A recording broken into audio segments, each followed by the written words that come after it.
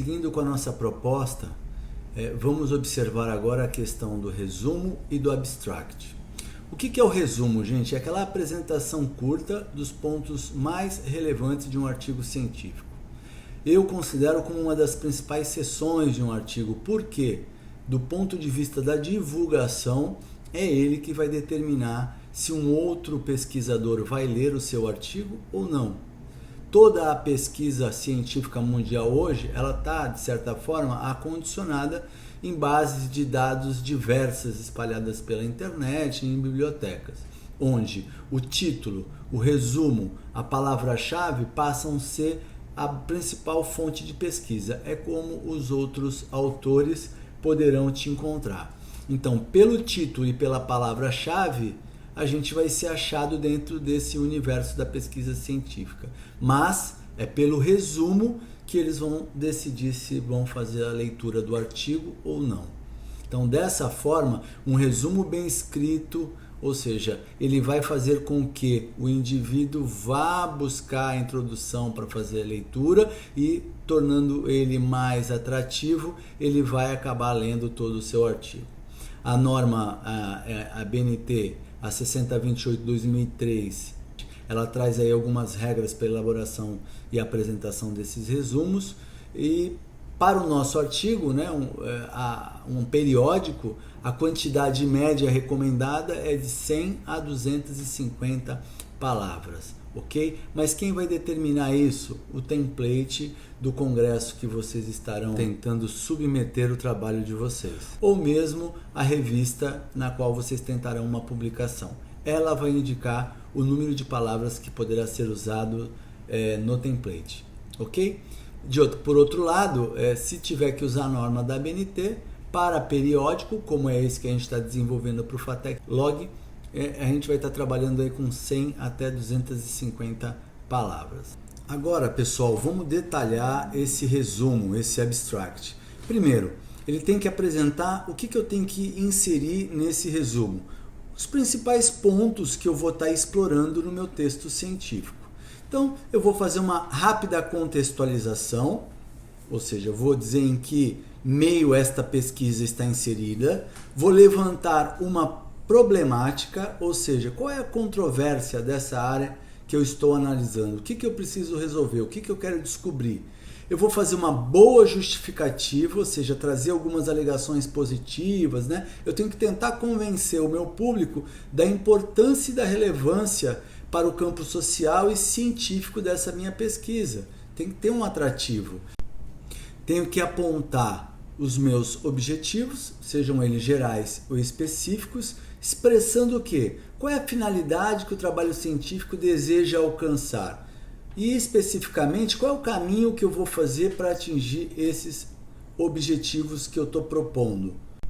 Na sequência, eu tenho a metodologia, ou seja, faço a indicação abstrata do método que eu vou estar experimentando, se é qualitativo, quantitativo, estatístico, exploratório, descritivo, explicativo, ou seja, dentro dos autores os quais eu fiz a minha leitura prévia, eu vou determinar o método que eu vou utilizar na minha pesquisa.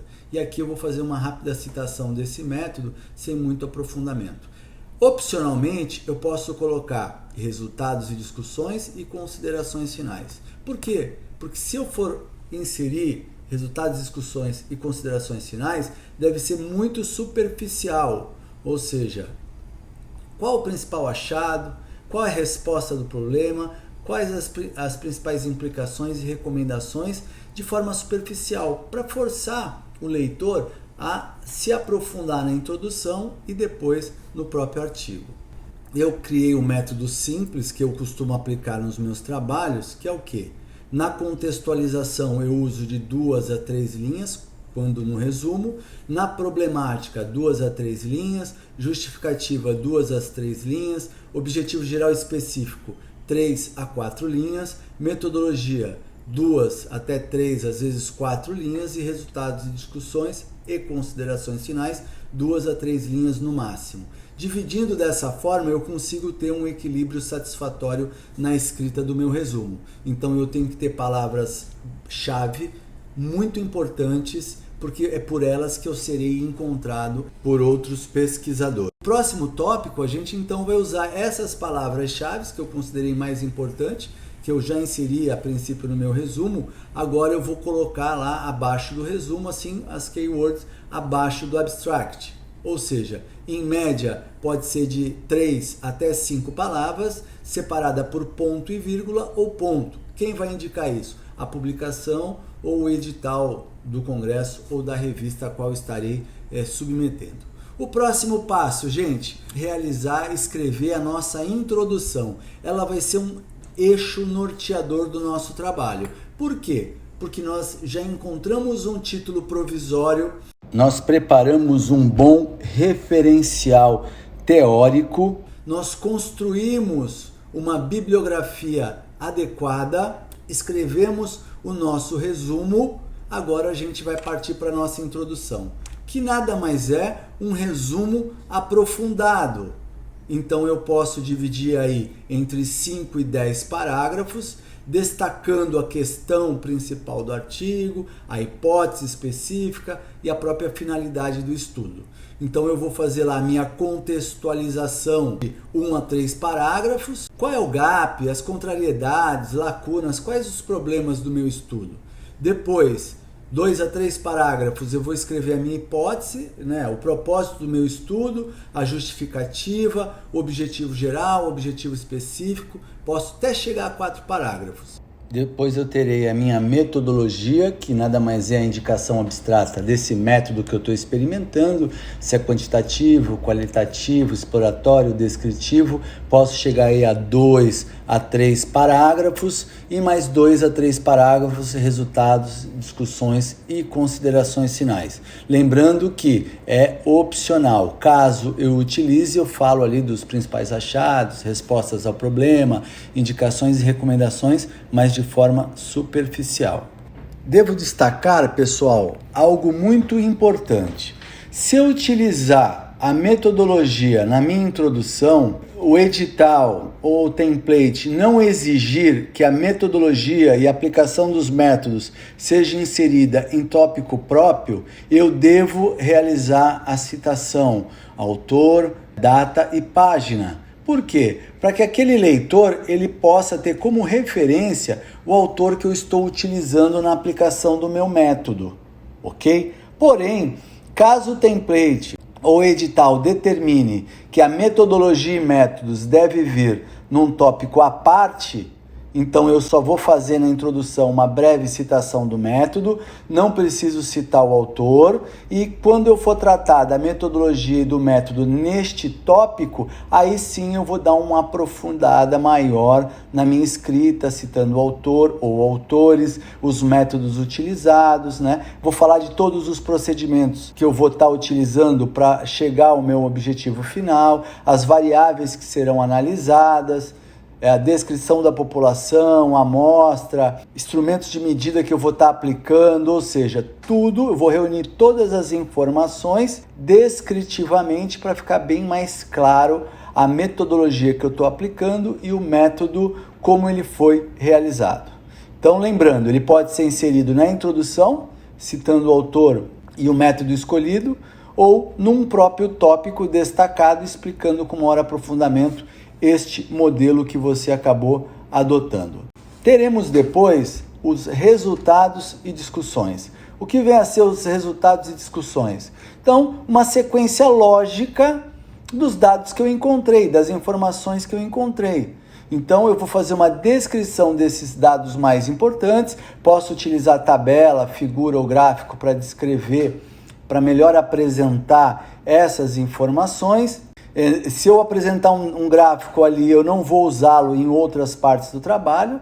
Uma tabela será usada somente para ali, ou o gráfico, não pode ser o mesmo gráfico repetido, ok? E esses gráficos e tabelas não devem ser o quê? Muito longos, eles têm que ser bem objetivos, porque eu vou fazer uma análise bem analítica dessas informações baseadas com os estudos que eu fiz e com os dados que eu obtive. ok? Ah, mas eu não fiz nada comparativo, eu não usei estatística, eu não usei dados de performance, então eu posso fazer também uma análise, uma discussão das informações que eu obtive no meu trabalho, nas respostas aos meus objetivos, ok? Então, a partir desses dados e desses resultados da literatura científica que eu levantei, eu vou fazer o quê? Quais foram as limitações, as implicações futuras, né, que eu tento esclarecer.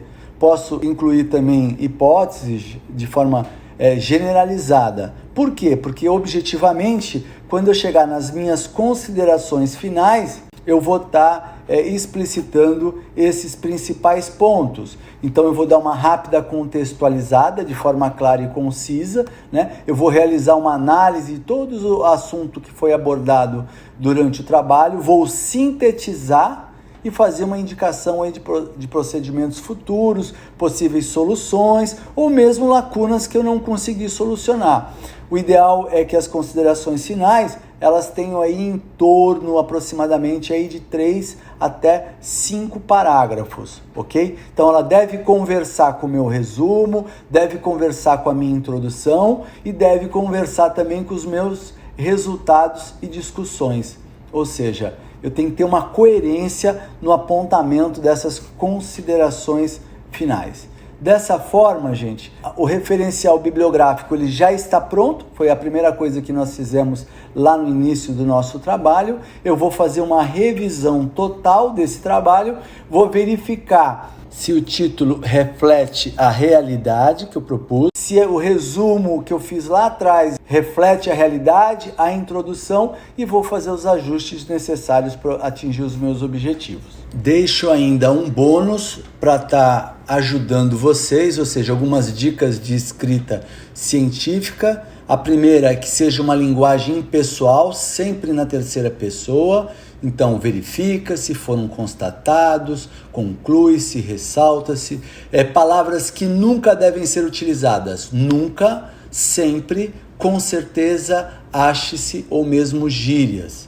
Eu demonstro também num quadro qual é a linguagem usual e qual é a linguagem acadêmica. Usual, por exemplo, coisa. Na acadêmica eu vou chamar de objeto. Eu acho, segundo alguém e a data. Eu vi, foi observado. Grande, significativo. Juntar, reunir. Modo de fazer, método. Muito, consideravelmente. Na minha opinião, os dados demonstram. Problema, dificuldade. Além disso, trouxe algumas dicas de escrita de verbos mais usados na introdução, na metodologia, nos resultados e discussões e na conclusão, ali nas considerações finais. Trago ainda, dentro das dicas de escrita, algumas